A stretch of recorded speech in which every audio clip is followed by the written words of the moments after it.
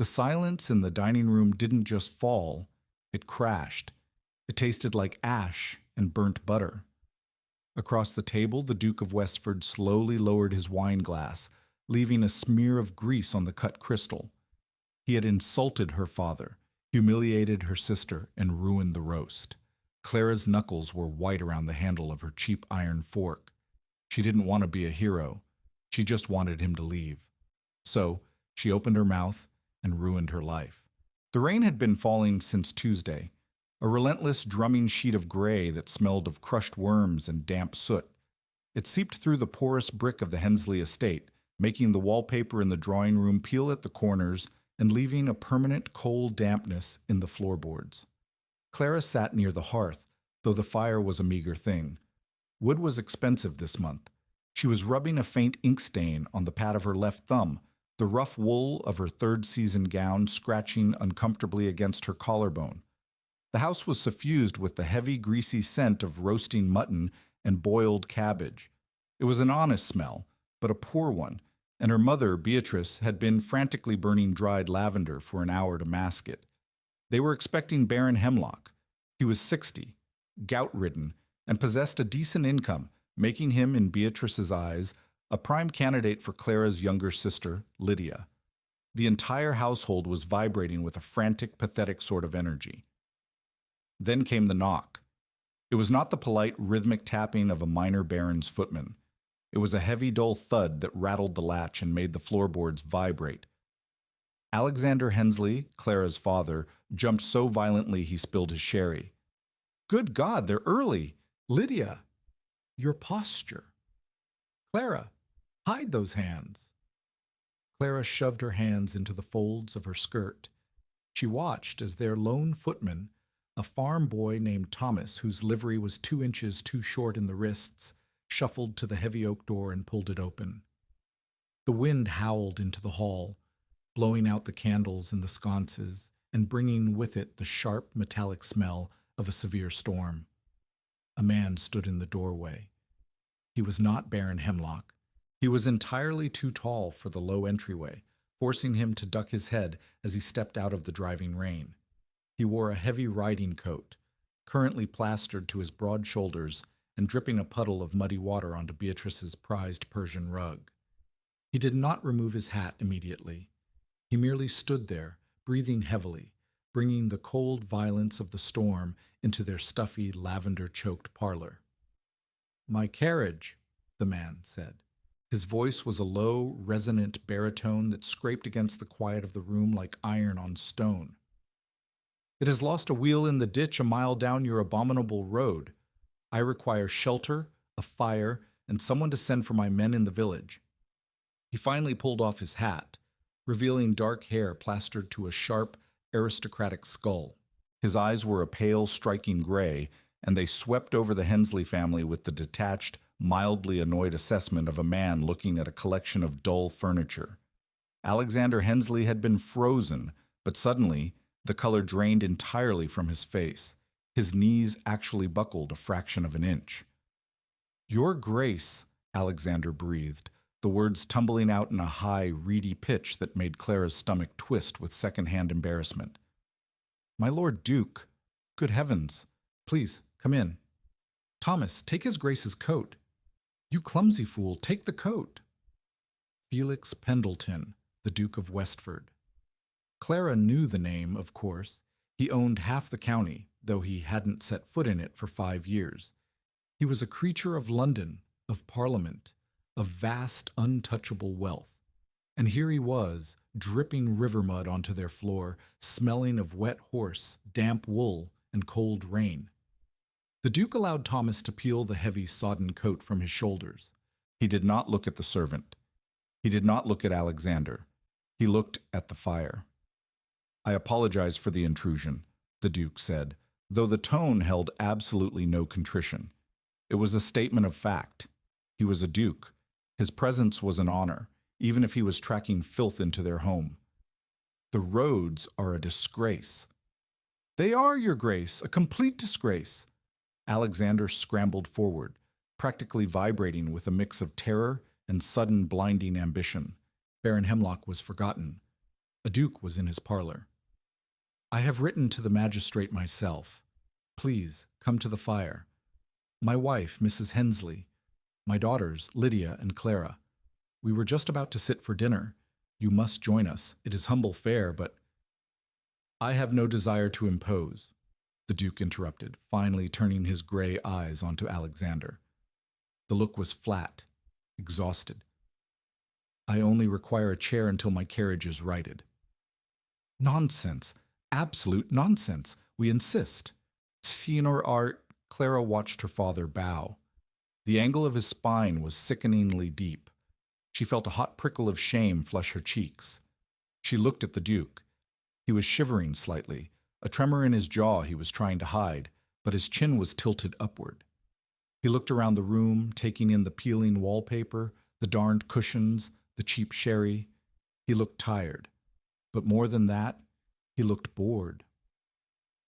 "Very well," the Duke said softly, resigning himself to the torture of minor gentry. "If you insist." The dining room was suffocating. Beatrice had ordered Thomas to build the fire up to a roaring blaze to dry the Duke's clothes, and the small room now felt like the inside of a kiln. The smell of the boiled cabbage was inescapable, clinging to the damp wool of the Duke's trousers, and mixing with the cloying scent of beeswax candles. Clara sat opposite him. The table was meant for 6, but with the Duke's broad frame occupying the center, they were all squeezed tightly together. Clara's elbow bumped her water glass every time she tried to cut her meat. The meat itself was a disaster. The mutton had been left in the oven too long during the chaos of the Duke's arrival. It was gray, tough, and swimming in a lumpy brown gravy. The Duke stared down at his plate. He picked up his fork. It was from the good set. The silver-plated ones they only brought out for company. Clara watched his long, calloused fingers turn the utensil over. He saw the spot on the handle where the silver had worn away, revealing the dull iron beneath. His expression didn't change, but he set the fork down with a quiet, decisive clink. He didn't eat. "The weather has been unseasonably cruel, Your Grace," Alexander said, mopping a bead of sweat from his forehead with a linen napkin. "But the local hunting is usually splendid. Do you plan to stay at your estate long?" "No," Felix said. He finally took a sip of his wine. It was a cheap claret. He swallowed it without grimacing, which Clara thought was a testament to his immense self-control. "I am merely passing through to inspect the ledgers. The house here is drafty. I prefer the city." "Oh, London!" Beatrice chimed in, her voice shrill and overly bright. She kicked Lydia under the table. Lydia jumped, her spoon clattering against her bowl. "Lydia has always dreamed of London, haven't you, darling? She plays the pianoforte beautifully. Very modern pieces." Felix slowly turned his head to look at Lydia. Lydia, who was 19 and possessed the delicate, nervous constitution of a captured bird, shrank under his gaze. The Duke's eyes were not cruel, but they were entirely devoid of warmth. He looked at her the way a man inspects a horse he has no intention of buying. "Fascinating," the Duke murmured. The word fell onto the table like a lead weight. Silence stretched. The only sounds were the crackle of the overly ambitious fire, the ticking of the grandfather clock in the hall, and the wet, pathetic sounds of Alexander chewing his mutton. Clara's jaw ached. She was clenching her teeth so hard her temples throbbed. She looked at her father, desperately trying to catch the Duke's eye, nodding at everything the man didn't say. She looked at her mother, practically serving Lydia up on a silver platter. And she looked at the Duke. He sat perfectly straight, a bastion of arrogant, unbothered stillness amidst their frantic anxiety. He shifted his long legs under the table, his knee accidentally brushing Clara's skirt. He didn't notice. He was miles away, trapped in a room with people he considered profoundly beneath him, waiting for the clock to run out. "I noted the state of the western fields on my ride in," Felix suddenly said, directing his words to the air slightly above Alexander's head. "They are flooded. Half the crops are rotting in the mud." "Yes, it is a tragedy," Alexander said quickly, bobbing his head. "The rain, you see." "It is not the rain, Mr. Hensley. It is poor drainage and incompetent farming," Felix corrected in a flat, unyielding tone. "The tenants on that land are lazy. I have told my agent to raise the rents. If they cannot afford the drainage tiles, they will be evicted by winter. I will not subsidize their lethargy. The temperature in the room seemed to drop, despite the roaring fire. Clara's breath caught in her throat. She knew those tenants. The Miller family lived on the western ridge. Old man Miller had lost 2 sons to the war and worked the rocky, unyielding soil with hands so knotted with arthritis he could barely hold a plow. They weren't lazy. They were starving. A sound decision, Your Grace, Alexander said. Clara whipped her head toward her father. Alexander's face was flushed, his eyes fixed firmly on his plate. He knew the Millers, too. He bought his oats from them. Quite right, Alexander continued, his voice trembling slightly. Firm hand. That's what's needed. The lower classes, they need direction. A cold, heavy knot formed in the pit of Clara's stomach. It wasn't just the Duke's casual cruelty that sickened her. It was her father's eager complicity. It was the absolute abandonment of all dignity just because the man speaking owned a title. Felix gave a short, dismissive nod. They will find work in the coal mines. It is of no consequence to me. He reached for his wine glass again. He was so utterly, perfectly detached. He held the lives of 50 families in his hands and spoke of them like he was pruning dead leaves from a bush. Clara looked down at her hands. They were trembling. The ink stain on her thumb seemed very dark against her pale skin. She felt a strange rushing sound in her ears, like water breaking through a dam. She shouldn't speak. She was a 24-year-old spinster, the practical, unlovely daughter of a minor country gentleman. She had no dowry, no prospects, and no power. The rules of her entire existence dictated that she keep her eyes down, her mouth shut, and her hands folded. But the room was so hot, and her father looked so small, and the Duke looked so very, very comfortable. Perhaps, Your Grace, Clara said. Her voice wasn't loud. In fact, it came out a bit raspy, catching on the dry air of the suffocating room, but it cut through the heavy silence like a gunshot. The clinking of silverware stopped. Felix paused, his wine glass hovering an inch from his lips. He lowered it, very slowly, and turned his pale gray eyes toward her. For the first time all evening, he actually looked at her. Not past her, not through her, but directly at her. Clara's heart was hammering against her ribs like a trapped bird. Her palms were sweating so profusely they slipped against the coarse linen napkin in her lap. "Clara!" her mother hissed. It was a sharp warning sound, desperate and terrified. Clara ignored it. She couldn't stop now. The dam had cracked. The water was rushing out. "Perhaps," Clara started again, forcing her voice to steady. She swallowed hard, tasting the bitterness of the burnt cabbage. "Perhaps the western fields are flooding because you ordered the ancient tree lines cut down 3 years ago to sell the timber to the Navy." Felix's eyes narrowed infinitesimally. The shift in his demeanor was almost invisible, but suddenly the lazy arrogance was gone, replaced by a sharp, predatory stillness. "Clara, have you gone mad?" Alexander gasped, half standing from his chair, his napkin falling to the floor. "Your Grace, I apologize. My daughter is—" "Let her speak," Felix said softly. He didn't raise his voice, but the command was absolute. Alexander snapped his mouth shut and sank back into his chair, looking as though he were going to vomit. Felix tilted his head slightly, his gaze fixed on Clara. "You are an expert on land management, miss?" "Hensley," Clara supplied, her chin tilting up defensively. "And no, I'm not an expert. But I have eyes.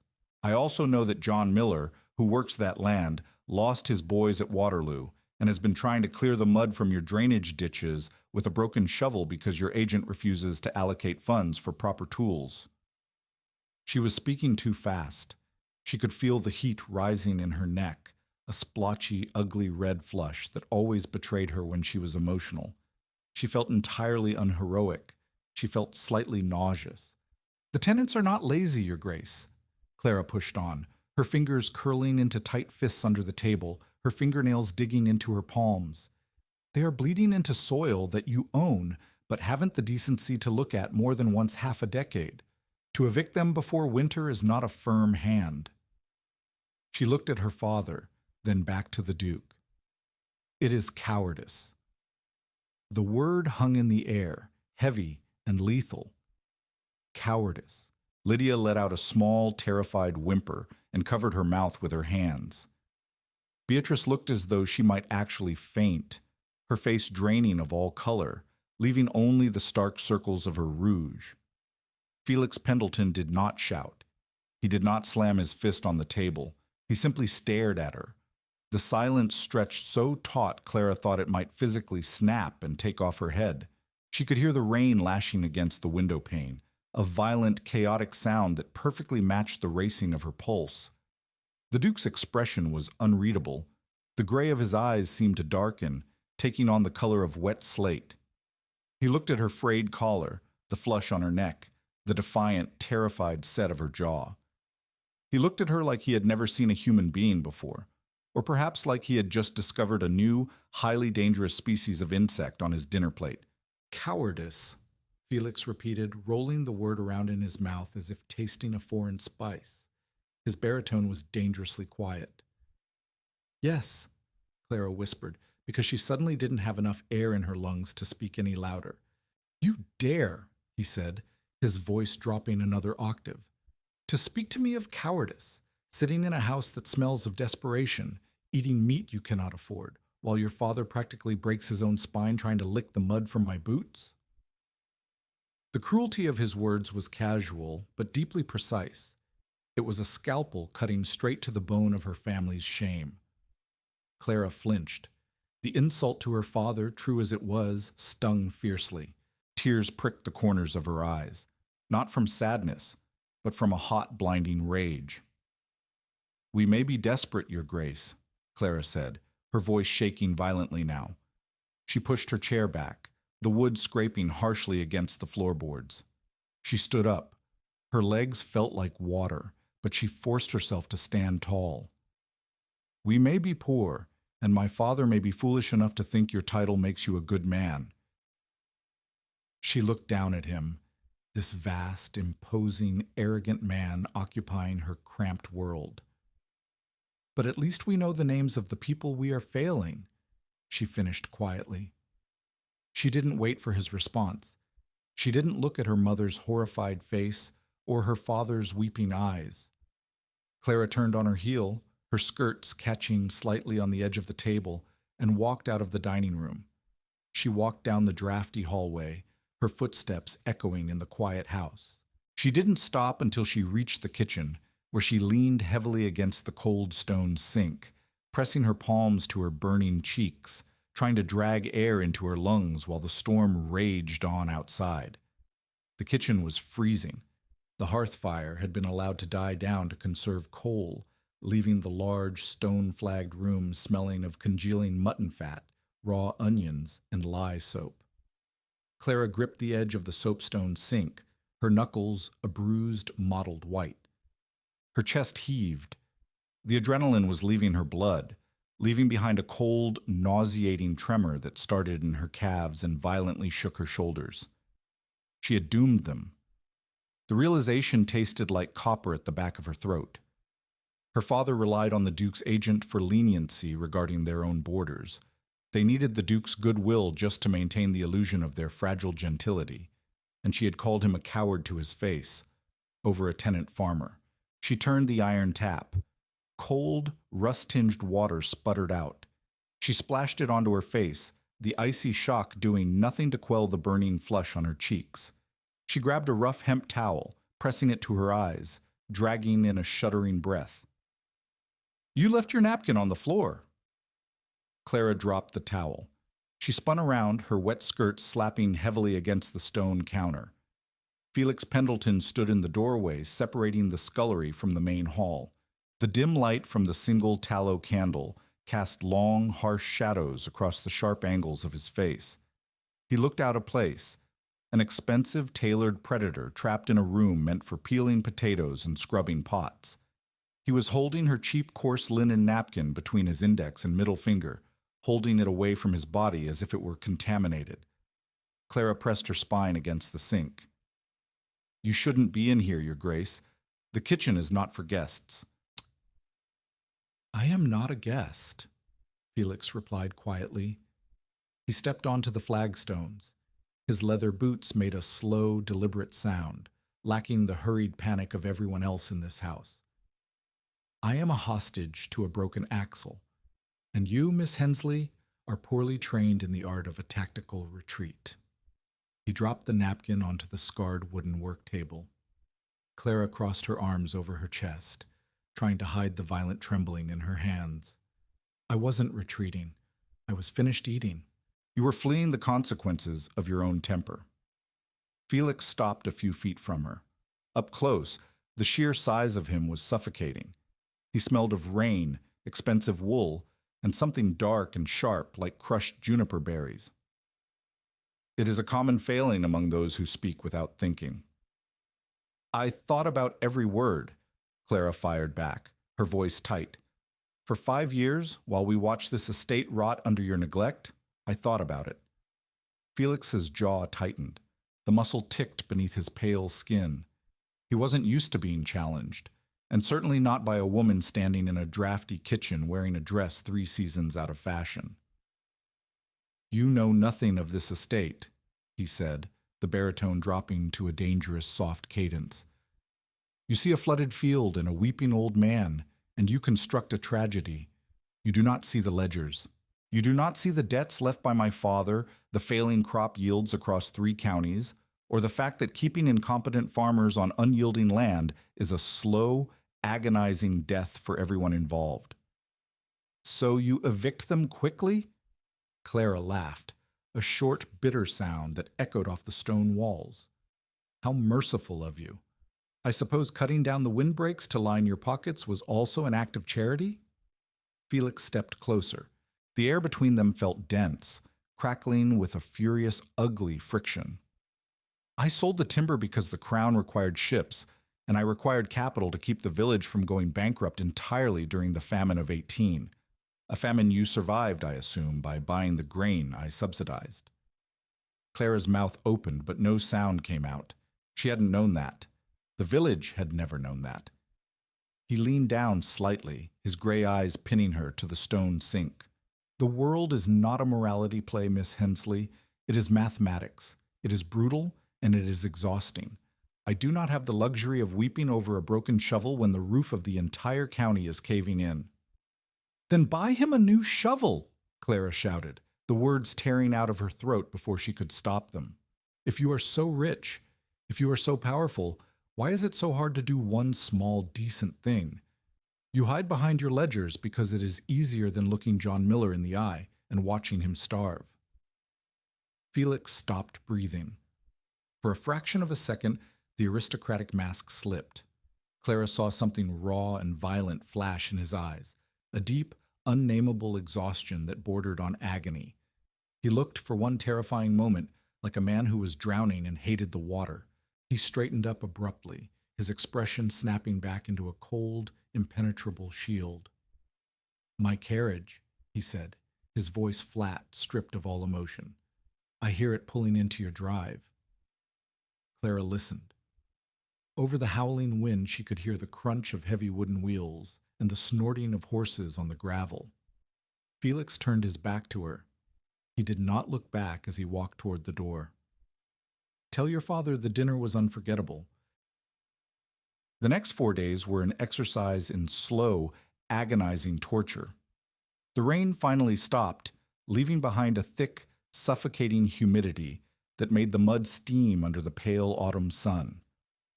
Inside the Hensley house, the silence was worse than the storm.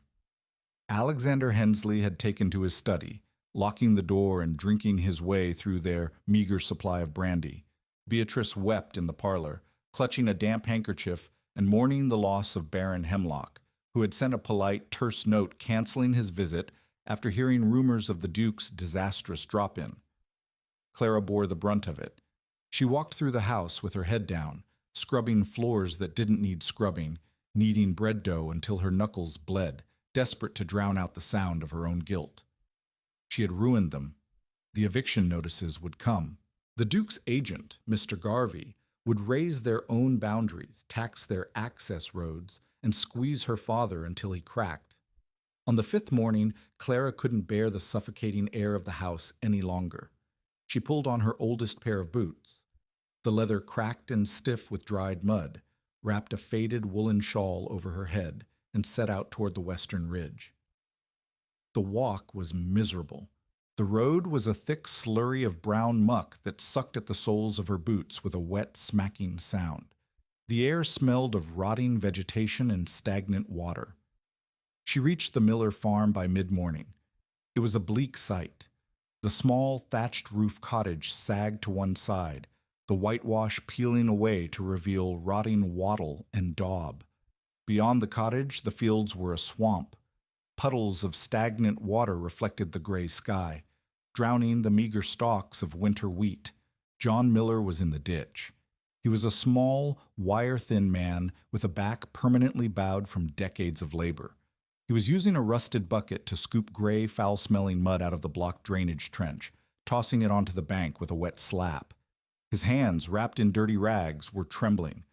Clara felt a physical ache in her chest. She climbed over the low stone wall, her skirts catching on the briars. "Mr. Miller," she called out. The old man jumped, dropping the bucket. He squinted at her, wiping a muddy forearm across his brow. "Miss Clara? What are you doing out here in this muck?" "I came to help," Clara said. She didn't offer pity. Pity was cheap. She walked to the edge of the ditch, grabbed a fallen, rotting tree branch, and stepped down into the ankle-deep sludge.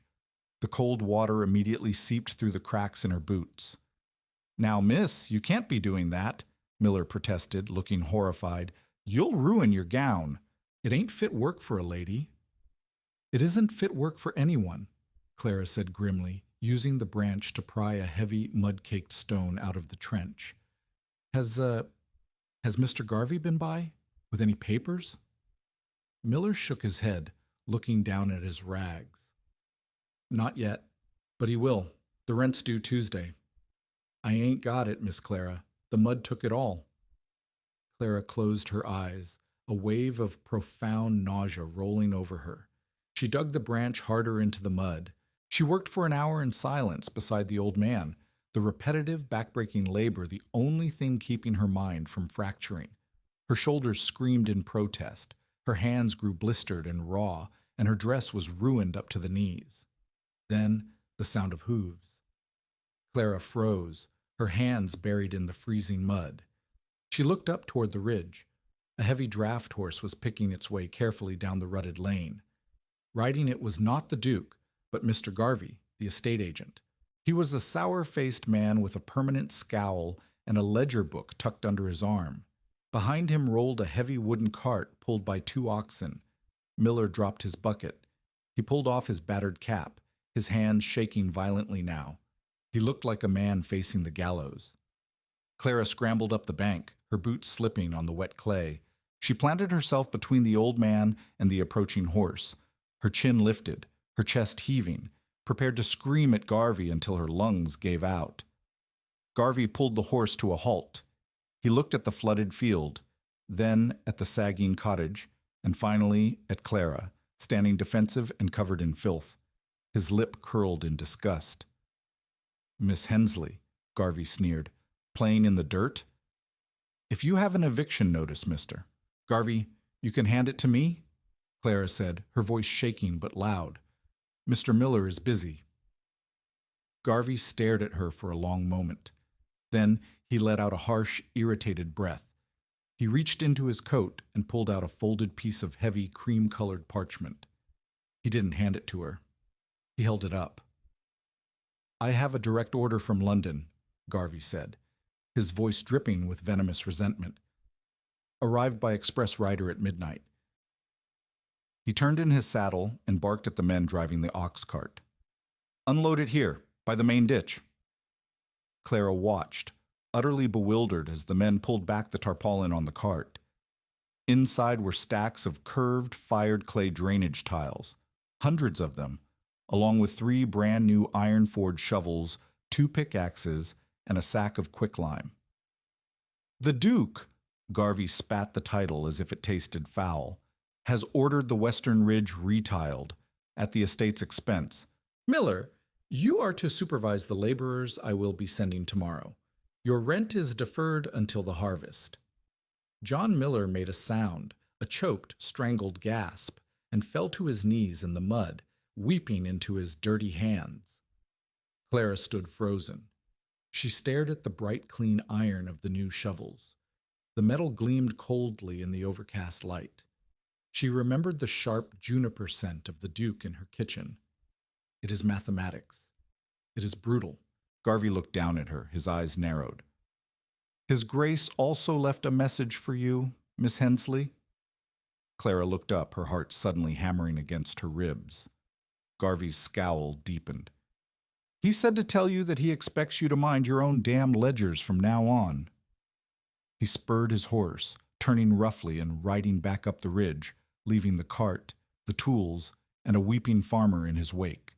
Clara stood in the mud, the cold wind biting through her shawl, staring at the empty road until her eyes burned.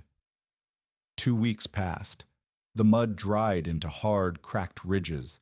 The laborers came, dug the trenches, and laid the clay tiles. The water receded from the Miller farm, leaving behind soil that was battered but breathable. The Hensley household, however, remained suffocated by a different kind of tension. They hadn't been ruined, but they hadn't been saved either. The silence from the Duke's estate was absolute. Alexander, realizing the sky hadn't fallen, had returned to his pompous self, attributing the Duke's actions to his own excellent conversation at dinner. Beatrice had moved on to hunting a newly widowed vicar for Lydia. Clara felt completely untethered. She had expected wrath. She had expected ruin. She had not expected efficiency. It made her restless. It made the air in the small house feel thin. On a Tuesday afternoon, Clara sat in the parlor, attempting to mend the hem of the dress she had ruined in the mud. Her needle snapped against a tough knot of thread. She swore softly, sucking on her pricked finger, the taste of iron sharp on her tongue. "Miss Clara," Thomas the footman said from the doorway. His voice was unusually tight. "There is someone here." Clara didn't look up. "If it is the vicar, tell Mother." "It is not the vicar, miss." The tone of the boy's voice made Clara pause. She pulled her finger from her mouth and looked up. Thomas was pale, his eyes darting nervously toward the front hall. Clara set the dress aside. She stood, smoothing her apron, a sudden heavy dread settling in her stomach. She walked past Thomas, stepping into the narrow entryway. Felix Pendleton was standing by the door. He was not wearing his dripping riding coat. He wore a sharply tailored dark coat, an immaculate white cravat, and tall, polished Hessian boots that looked violently out of place on their worn rug. He held a leather riding crop in one hand, tapping it rhythmically against his thigh. He hadn't gone back to London. Clara stopped dead. The air in the hallway evaporated. She suddenly felt acutely aware of her own appearance. The ink stain still faint on her thumb, a smudge of flour on her apron, her hair escaping its pins. "Your Grace." Clara managed, the words scraping against her dry throat. Felix stopped tapping the crop, his pale gray eyes locked onto hers. The flat, bored arrogance from the dinner was gone.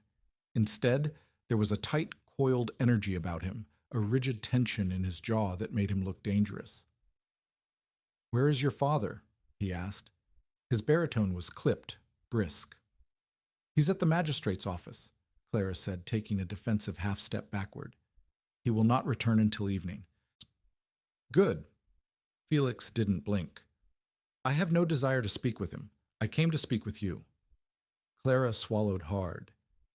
"If this is about the rent, Mr. Garvey already—" "I did not ride 5 miles to discuss my own estate agent, Miss Hensley." He stepped forward. The hallway was too narrow for him. He seemed to take up all the oxygen. He reached into the inner pocket of his coat. Clara flinched slightly, expecting a ledger, a bill, a formal letter of complaint to the courts. Instead, he pulled out a small, roughly bound book. The leather was scuffed, the pages thick and uneven. He held it out to her. Clara stared at it. She didn't move. "What is that?" "Take it," Felix commanded softly. Hesitantly, Clara reached out. Her fingers brushed the rough leather. The book was surprisingly heavy. She opened it. It wasn't a ledger of numbers.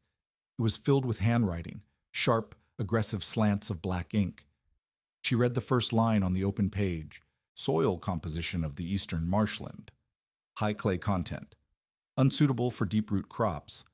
Recommend shallow tiling and conversion to grazing pasture within 2 years. Cost of conversion, £400. She flipped a page. Tenancy report. The Smithson family. 5 children. Yield down 20%. Father suffering from consumption. Agent recommends eviction. Counter order. Suspend rent. Allocate funds for medical attendance. Deduct from London entertainment budget. Clara's breath hitched. She looked up, her eyes wide, staring at the Duke. "You called me a coward," Felix said. The words weren't spoken in anger. They were spoken with a quiet, devastating intensity. "You accused me of hiding behind ledgers because it was easier than looking at the dirt." He took another step closer. Clara backed up until her shoulders hit the wall. "I am not a coward, Miss Hensley," Felix said, his voice dropping to a low murmur that vibrated in the tight space. "I am a man who inherited a sinking ship from a father who gambled away half the county. For 5 years I have lived in a city I despise, sitting in Parliament, trading favors with men I loathe, strictly to secure the capital required to keep this estate from collapsing into dust." Clara gripped the small book so tightly her knuckles ached. She looked at the harsh lines around his mouth, the deep shadows beneath his eyes that she hadn't noticed at the dinner table. "I do not weep over broken shovels because I'm trying to build a dam," Felix continued, his eyes burning into hers. "And if I stop to coddle every individual tragedy, the water will drown us all." He stopped, his chest rising and falling heavily. He looked down at her, his gaze dropping to the flower on her apron, the rough, callous texture of her hands gripping his private notebook. "But you were right," he admitted. The words seemed to be torn out of him, jagged and unwilling. "I lost sight of the ground. I forgot what the mud smelled like."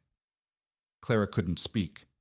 The sheer force of his confession pinned her to the wall. The arrogance wasn't gone, but it was cracked, revealing the crushing, suffocating weight of the machinery he operated beneath it. "Why are you showing me this?" Clara whispered, her voice barely audible. Felix looked at her mouth, then back up to her eyes. "Because I do not tolerate unpaid debts. You gave me an uncomfortable truth in your dining room. I am returning the favor. You are not the only one who knows the names of the people we are failing, Clara." He used her Christian name. It wasn't an endearment. It was a strike, intimate and sharp. He didn't wait for a reply. He turned, the heavy skirts of his coat swirling, and walked out the front door. The heavy oak slammed shut behind him, shaking the peeling wallpaper, leaving Clara alone in the hallway, clutching the heavy ink-stained proof of a man's soul against her chest. The assembly room in the village of Oakhaven smelled of sour wine, melting tallow, and the desperate sharp scent of cheap rose water. It was a miserable, drafty hall built above the grain exchange, its floorboards warped and liberally dusted with chalk to prevent the dancers from slipping. Clara stood near the punch bowl, a chipped ceramic monstrosity filled with a lukewarm concoction of rum and citrus that tasted faintly of metal. She was wearing her best gown, a dark blue silk that had belonged to her aunt. It was too heavy for the humid, crowded room, and the boning of the corset dug mercilessly into her lower ribs. She pressed the cool glass of her cup against her collarbone, watching the room through a haze of profound exhaustion. The Duke of Westford was here. It made no sense. Dukes did not attend provincial assemblies above grain exchanges. They did not stand under peeling plaster ceilings, listening to a badly tuned fiddle scrape out country dances.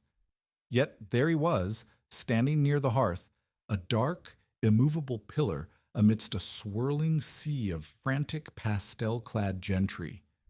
He was cornered. 3 local squires and the mayor were practically pressing him into the brickwork, their mouths moving in rapid sycophantic bursts. Felix stood perfectly still, his hands clasped behind his back, in his impeccably tailored evening coat. He wore no medals, no jewels, only the stark, brutal contrast of black broadcloth and a snow-white cravat. His pale gray eyes looked over the heads of the squires, scanning the room with the grim, detached endurance of a man waiting for an execution. Clara had his ledger in her reticule. It was heavy, a solid anchoring weight against her thigh. She had spent the last 3 nights reading it by the meager light of a single candle. She had read about the crippling interest rates left by his father, the exact cost of the drainage tiles he had bought for Miller, and the brutal calculus of a man trying to save a sinking county by throwing half the cargo overboard. It hadn't made her like him, but it had stripped away her self-righteousness, leaving behind a cold, hollow understanding. Clara, for heaven's sake, pinch your cheeks. You look like a corpse. Beatrice materialized beside her, her face flushed, her eyes glittering with manic ambition. She seized Clara's arm, her fingernails digging painfully into the silk. "Do you see him?" Beatrice hissed, not waiting for an answer. "He looked at Lydia twice during the cotillion. I'm certain of it. You must go and distract Mrs. Gable so she doesn't parade her wretched horse-faced daughters in front of him." "Mother, the Duke is not looking at Lydia," Clara said flatly, pulling her arm free. "He is looking for an exit." "You know nothing," Beatrice snapped. "Just do as you are told." Clara didn't move. She couldn't, because Felix's gaze, sweeping blindly across the crowded room, suddenly stopped. It locked onto her. Even across 50 feet of crowded floor space, the impact of his stare was physical. The breath backed up in Clara's throat. He didn't smile. He didn't politely nod. He simply stared, the gray of his eyes cutting through the haze of chalk dust and body heat. Then he moved. He stepped directly through the circle of squires. He didn't excuse himself. He merely walked forward, forcing them to scramble out of his path like startled pigeons. The sea of dancers parted. The conversation in the room began to die, dropping into a hushed, vibrating silence as the Duke of Westford crossed the floor, heading straight for the punch bowl. Clara's heart began to hammer a frantic, bruising rhythm against her ribs. She wanted to run. She wanted to shrink into the peeling plaster behind her. She stood her ground, her fingers white-knuckling her glass. Felix stopped in front of her. The smell of the cheap room vanished, replaced by the scent of clean linen, saddle leather, and the faint, biting aroma of gin. Up close, the shadows beneath his eyes were starker, the rigid line of his jaw drawn tight. "Miss Hensley," he said. His baritone commanded the space, making the fiddle music sound absurdly tinny in the background. "Your Grace," Clara replied. Her voice cracked slightly. She hated herself for it. Felix held out a hand encased in a pristine white glove. "They are playing a waltz. I find I cannot endure another conversation about the price of turnips. You will dance with me." It wasn't a request. A collective, audible gasp rippled through the nearby chaperones. Beatrice made a sound like a strangled cat. Clara looked at his hand. It was a large hand, the fingers long and blunt. She thought of the heavy ledger in her bag. She thought of the mud. "I am a terrible dancer, Your Grace," she warned quietly, meeting his eyes. "I will step on your boots." "My boots have survived worse," he murmured, his gaze dropping to her mouth before snapping back to her eyes. "Give me your hand, Clara." She placed her bare hand in his gloved one. The moment his fingers closed around hers, a jolt of raw kinetic friction shot up her arm. He pulled her onto the floor. He didn't hold her politely. As they stepped into the frame of the waltz, his hand settled on her waist with a heavy, uncompromising grip. He pulled her a fraction of an inch closer than was socially acceptable. She could feel the solid, unyielding plane of his chest, the heat radiating from him through the layers of their clothing. The music swelled. Felix stepped forward, forcing Clara to move. He was a rigid, commanding dancer. There was no joy in his movements, only a fierce, rhythmic precision. Clara stumbled on the second turn, her heavy silk skirts tangling around her ankles. He caught her effortlessly, his grip on her waist tightening until she gasped. "You read it," Felix said, his voice a low vibration that only she could hear over the squeal of the rosin on the fiddle boughs. "I did," Clara breathed, struggling to match his long strides. Her face was burning. The room was spinning around them in a blur of candlelight and gaping faces. And you are ruthless," she said, looking up into his face. They were so close she could see the tiny flecks of silver in his irises. "You measure human lives in pounds and shillings." "I measure survival in pounds and shillings," he corrected sharply, spinning her so quickly her feet nearly left the floor. "And you have not returned my property." "I brought it tonight. It is in my reticule." Clara stepped on his foot. Hard. Felix didn't even flinch. He merely pulled her tighter, his thumb pressing into the dip of her spine through the heavy silk. "Are you going to apologize for calling me a coward?" "No," Clara shot back, the adrenaline finally overriding her panic. She glared at him, her chin tilted up defiantly. "Because you were hiding. You were sitting in London letting your agent do your dirty work so you wouldn't have to hear the women cry when you took their homes. You may have a reason, Your Grace, but it does not make it brave." Felix's eyes flared. A sudden, dangerous heat rushed into his face. For a second, Clara thought he was going to stop the dance and throw her out of the hall. Instead, he let out a harsh, breathless laugh. It was a jagged, unused sound. "God, you are an absolute menace," he whispered fiercely, leaning in until his lips brushed the hair near her ear. The heat of his breath made her shiver violently. "Everyone in this room lies to me. Everyone in this county bows and scrapes and hopes I will throw them a scrap of meat. But you stand in my mud and scream at me." "Someone has to," she whispered back, her voice shaking. The music crashed to a halt. They stopped dead in the center of the floor. Felix did not immediately let her go. His hand lingered on her waist, his chest heaving slightly, his eyes locked onto hers with an intensity that felt like a physical weight. The silence in the room was absolute, pregnant with scandal and shock. Slowly, deliberately, Felix stepped back. He offered a short, stiff bow. "Thank you for the dance, Miss Hensley," he said loudly enough for the room to hear. The flat, bored aristocracy had snapped back into place. "I will expect my property returned to Westford Hall by tomorrow afternoon." He turned on his heel and walked out of the assembly room, leaving Clara standing alone in the center of the chalk-dusted floor, trembling so violently she could barely feel her own legs. The catastrophe did not arrive in a gilded carriage. It arrived in a rented cart, driven by men who smelled of stale tobacco and damp, unwashed wool. 3 days after the assembly, Clara was jolted awake not by the rooster, but by the heavy, rhythmic thud of a fist hammering against the front door. It was a violent sound that shook the cheap plaster of her bedroom walls. She threw off her thin blankets. The floorboards were freezing against her bare feet. By the time she reached the bottom of the stairs, the cold autumn wind was already tearing through the open entryway. 2 bailiffs stood in the hall. They did not take off their hats. Alexander Hensley was on his knees. He had locked his arms around the carved leg of the mahogany hall table, his cheek pressed against the polished wood. He was weeping. It wasn't a dignified sorrow. It was a wet, open-mouthed wail that turned his face a mottled, ugly purple. Beatrice was slumped against the peeling wallpaper, her hands clamped over her ears, gasping for air as if she were drowning. "What is happening?" Clara demanded. Her voice cracked, tight with sleep, and sudden, icy dread. The taller bailiff didn't look at her. He pulled a crumpled sheet of paper from his heavy coat. "Creditors, miss. The canal shares went belly up. Called in the margins at midnight." Clara stopped on the bottom step.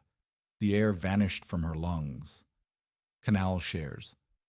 Her father had spent the last year drinking cheap sherry and boasting about the northern canals, promising guaranteed returns. He had mortgaged the house. He had mortgaged the failing rocky acres of their land. He had bet their entire fragile existence on a rumor in London, and he had lost. "They're taking it," Alexander sobbed, his fingernails digging frantically into the floorboards as the second bailiff began prying his fingers from the table leg. "Clara, we have nothing. They're taking the house." "My mother's silver!" Beatrice suddenly shrieked, scrambling forward on her hands and knees. "You cannot take the silver." "Take it," Clara said. Her voice was dead. She felt no shock, no heroic surge of protective fury. She only felt a hollow, aching void opening up behind her ribs. She looked at her father, this pathetic, groveling man who had bent his spine to a duke, but gambled away his daughter's beds. "Take the silver," Clara repeated, stepping around the bailiff. "Take the table. Take the rugs. Just let me pack my sister's clothes." The next 4 hours were a masterclass in humiliation. The bailiffs worked with a bored, brutal efficiency. They stripped the house to its bones. The smell of disturbed dust and panicked sweat hung thick in the air. Clara dragged a small leather trunk into the hallway, stuffing it with whatever heavy woolens she could grab. By noon, the house was entirely hollow. Every footstep echoed like a gunshot against the bare wood. Clara stood in the center of her empty bedroom. The bailiffs had left a single scarred stool behind. On it sat her reticule. Inside was Felix's ledger. "I will expect my property returned by tomorrow afternoon." She stared at the heavy fabric of the bag. She could not leave it here. If the creditors found it, they would pawn the leather binding or burn the pages for heat. And a darker, sharper part of her realized she needed an excuse to leave this echoing house. She needed to walk into the freezing air before she suffocated on her father's apologies. Clara pulled on her cracked leather boots. She wrapped a faded gray shawl around her neck, picked up the reticule, and walked out the back door without looking at her parents. The walk to Westford Hall was 3 miles of brutal upward incline. The sky hung low over the valley, the color of wet iron, heavy with the threat of a downpour. The road was a slurry of half-frozen mud that sucked at the soles of her boots with wet, smacking sounds. The wind bit through her shawl, stinging her cheeks and making her eyes water. She didn't stop. She focused on the heavy, solid weight of the ledger bumping against her hip. Westford Hall did not look like a home. Rising from the barren ridge, it looked like a prison built of dark gray stone, flanked by skeletal oaks that clawed at the gray sky. There were no gardens, no ornamental fountains, just a monument to untouchable wealth and absolute isolation. Clara climbed the massive stone steps. Her boots left ugly brown smears of mud on the pristine granite. She grabbed the heavy iron knocker and let it fall. The clang echoed through the valley. The door opened. An impeccably dressed butler stared at her, his polite expression fracturing slightly as he took in her wind-whipped hair, her red nose, and the mud caked halfway up her shins. "I am here to see the Duke," Clara said. Her teeth were chattering. She clamped her jaw shut. "His Grace is not receiving—" "Let her in, Harrison." The baritone voice cut through the cavernous, shadowed hall. The butler immediately stepped aside. Clara crossed the threshold. The house smelled intensely of lemon oil, old paper, and sharp wood smoke. It was freezing, the massive vaulted ceilings trapping the winter air. Felix stood in the doorway of the library. He had discarded his coat. His white shirt sleeves were rolled up past his elbows, revealing forearms corded with lean muscle and smeared with black ink. He looked ragged. The shadows under his eyes were bruised and dark. He turned and walked back into the library, expecting her to follow. She did.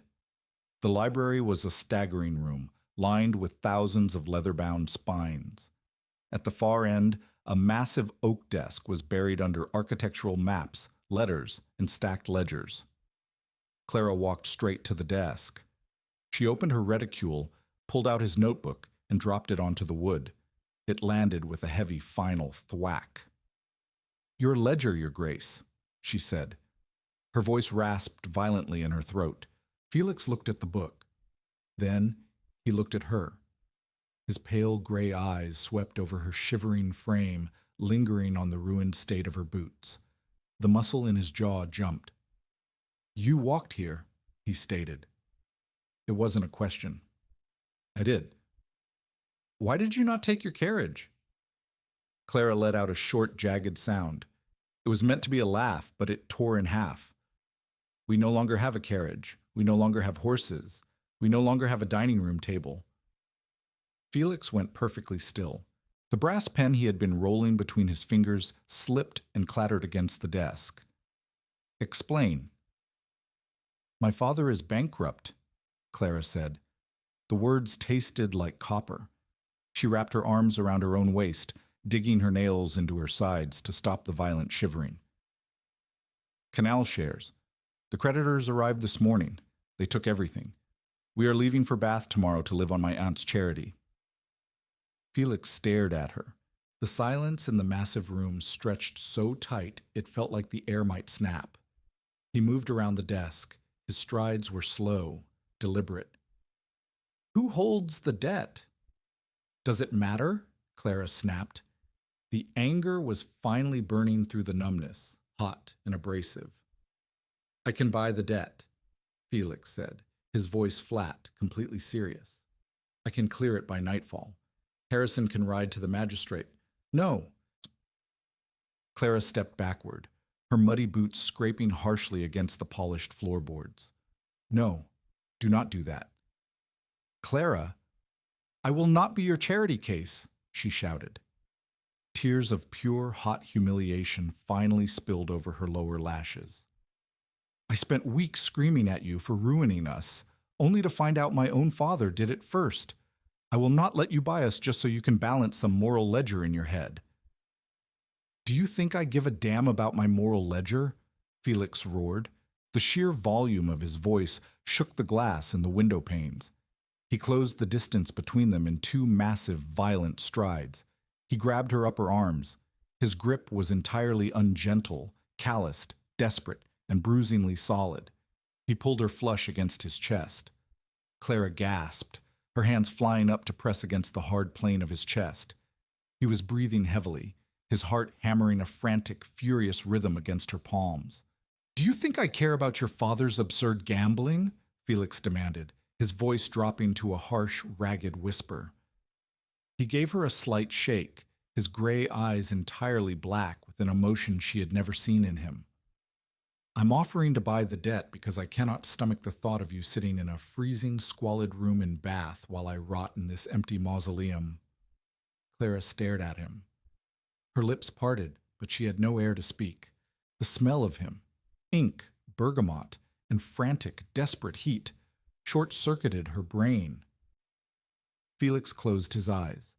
The fight instantly drained out of his shoulders, leaving behind a man who was simply, profoundly exhausted. He loosened his grip on her arms, sliding his hands up to cup her face. His thumbs brushed the freezing tears from her cheeks. "You are the most infuriating, agonizing woman I have ever met," he breathed against her mouth. He didn't wait for an answer. He kissed her. It wasn't polite. It wasn't a gentle, aristocratic romance. It was rough, grounded, and entirely desperate. It tasted of salt and ink and the bitter, undeniable reality of the world they were both trapped in. Clara made a small, wrecked sound in the back of her throat. She grabbed handfuls of his linen shirt, pulling him closer, anchoring herself to the only solid thing left in her collapsing life. When he finally pulled away, they were both gasping. He kept his forehead pressed to hers. "You are not going to Bath," Felix stated. There was no negotiation in the tone. "Felix, I will settle the debts. Your father can keep his hollow house."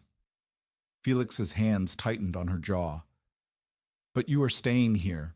You are going to marry me, Clara, because my ledgers are a mess, my agent is a fool, and I require a wife who's not afraid to stand in my mud and scream at me when I am wrong." Clara looked into his eyes. She saw the brutal, exhausting machinery of his life, and she saw the absolute, unyielding respect he held for her. A slow, exhausted smile pulled at the corner of her mouth. "Your ledgers are indeed a disaster, Your Grace." Felix let out a raw, hollowing breath. He pulled her tightly against his chest, burying his face in her damp hair as the rain finally began to lash against the glass. The wedding was brutally small and scandalously quick. It took place in the village church, 3 weeks after the bailiffs had stripped the Hensley house. It was raining again, a soft, persistent drizzle that turned the churchyard into a swamp. Clara stood at the altar in a simple dark green wool dress, entirely unadorned. Beside her, Felix stood tall and immovable, his dark coat damp at the shoulders. Alexander Hensley sat in the front pew, looking pale and thoroughly cowed. Felix had paid the creditors, but he had legally bound the Hensley estate to his own, installing a ruthless clerk from London to manage Alexander's allowance. Beatrice was simply relieved they hadn't been cast into the street, though she wept quietly into a handkerchief, mourning the loss of the grand society wedding she had always envisioned for a duchess. When the vicar asked for the vows, Felix's voice was clear, low, and entirely devoid of hesitation. He slid a heavy gold band onto Clara's finger. It wasn't a delicate ring. It felt like a shackle, solid and warm. "I do," Clara said, her voice steady, looking directly into his gray eyes. There was no grand reception, no carriage decorated with ribbons. They walked out of the church, Felix holding a large black umbrella over her head, shielding her from the rain. When they arrived back at Westford Hall, the house felt different. The fires had been lit in every room, driving back the pervasive damp. The smell of roasting beef and fresh bread drifted from the kitchens, replacing the scent of dust and isolation. They did not go to the bridal suite. Felix led her directly to the massive library. He closed the heavy oak doors behind them, the click of the latch echoing in the quiet room. He walked over to his desk, picked up a thick leather-bound folder, and turned to face her. The tension that always seemed to grip his jaw was gone. He looked at her, his wife, standing in his library in her damp woolen dress, and a look of profound, grounded peace settled over his sharp features. "The tenancy reports for the eastern marshlands," Felix said, holding the folder out to her. "I have fired Mr. Garvey. I need a new agent. Until I find one, I need someone to review the drainage proposals before winter sets in." Clara looked at the folder, then up at him. She walked forward, the heavy silk of her petticoat swishing against the floorboards. She reached out, but she didn't take the folder. Instead, she placed her hands flat against his chest, feeling the steady, rhythmic beat of his heart through his waistcoat. She leaned up and kissed him softly, a promise sealed in the quiet of the room. Felix dropped the folder onto the desk. He wrapped his arms around her, pulling her tightly against him, burying his hands in her hair. He smelled of rain, bergamot, and home. "I will look at the proposals tomorrow," Clara murmured against his collar. "Today, you can show me how to read your dreadful handwriting." Felix let out a low, rumbling laugh that vibrated against her chest. "It is a deal, Duchess." They stood together in the warmth of the library, the rain lashing gently against the tall glass windows, safe from the storm, anchored by the truth, the ink, and each other. Thank you for listening to this original story. If Clara's fierce defiance and Felix's grounded redemption captured your heart, please drop a like and let us know your favorite moment in the comments below.